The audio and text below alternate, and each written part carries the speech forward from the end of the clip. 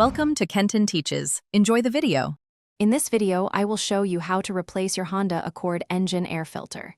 It's a simple maintenance task that can improve your car's performance and fuel efficiency. First, make sure your engine is completely cool to the touch. Then, gather your tools, a new engine air filter, a screwdriver, and perhaps a clean cloth. You'll find the air filter housing typically on the passenger side of the engine bay. Now, let's open up that air filter housing. Depending on your Honda Accord model, you'll either have several metal clips or a few screws holding the top cover in place. Gently unclip or unscrew these fasteners. Once they are all loose, carefully lift the top half of the air box. Take a moment to observe how the old filter is seated inside. This will help you install the new one correctly.